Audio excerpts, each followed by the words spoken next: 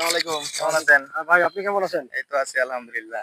আজকে আমি চলে আসলাম হ্যাঁ, আমাদের ঢাকা শহরের বিখ্যাত নামি দামি এক ড্রাইভারের কাছে।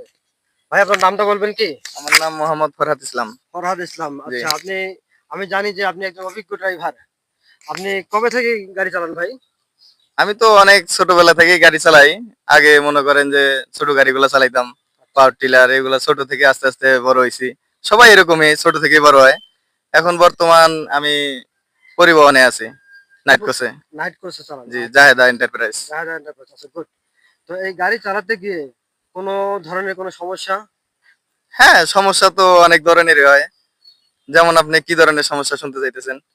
যেমন আমি জানি যে যাত্রীদের ভোগান্তি। হ্যাঁ, অনেক সময় কোনো মেয়ে যদি একাই গাড়িতে যায় হ্যাঁ, তাহলে দেখা যাচ্ছে যে মানে সেই মেয়েটার শারীরিক নির্যাতন হ্যাঁ, হ্যাঁ। অনেক ধরনের সমস্যা হয়। তো এই বিষয়ে আপনি কিছু বলবেন? মানে আমাদের গাড়ির মহাজন এমন একটা নিয়ম করে দিছে, অনলাইনে সিস্টেম। ঢাকা থেকে যাত্রী আসার পথে একটা মেয়ে যদি থাকে পাশের সিটটা খালি আসতে পারবে, এরকম মহাজন অর্ডার দিয়ে দিছে। আচ্ছা, আচ্ছা। ভাড়া ওই এক সিটেরই নেওয়া হবে, পাশের সিটটা খালি আসবে। তাই? হ্যাঁ, আচ্ছা, যাক খুব ভালো লাগলো। আচ্ছা, কিছু গাড়ি বেপরোয়াভাবে হ্যাঁ, অ্যাক্সিডেন্ট করে। হ্যাঁ। তো এইটার কারণটা কি ভাই? অ্যাক্সিডেন্টের কথা তো বলা যাবে না, অ্যাক্সিডেন্ট ঘুমায় থাকলে হয়, জাগনা থাকলে হয়। যেমন আমি গাড়ি চালাইতেছি 80-তে, আমার সামনে গাড়ি আছে 100, ডাইন পাশে গাড়ি আছে 60।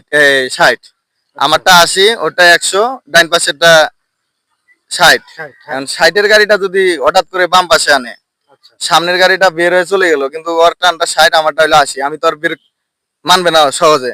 হুম, এইরকম ভাবেই দুর্ঘটনা ঘটে আর কি। মানে হয়তো আবার ওই গাড়ির পিছনে লাগাই দেওয়া লাগে, আচ্ছা, নাহলে আইল্যান্ডের উপরে লাগে, নাহলে ব্রেক ধরলে যাত্রী পিছ থেকে সামনে চলে আসে, এই অবস্থা আর কি।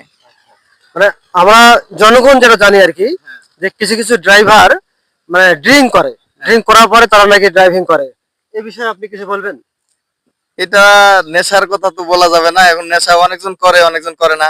100 জনের ভিতরে প্রায় কম বেশি 90 জনই নেশা করে। যেমন আমি শুধু পান খাই, সিগারেটও খাই না। আচ্ছা, আচ্ছা। আমার আচ্ছা, কাছেও কিন্তু দুর্ঘটনা হইতে পারে, এটা বলা যাবে না। ওই যে বললাম যে অ্যাক্সিডেন্ট ঘুমায় থাকলে হয়, জাগনা থাকলে হয়, এটা বলা যাবে না। এই যে এরকম কিছু কিছু দুর্ঘটনা থাকে, যেমন অটো থাকে, রিক্সা থাকে, মোটরসাইকেল থাকে।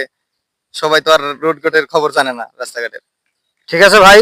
আপনাকে অসংখ্য ধন্যবাদ।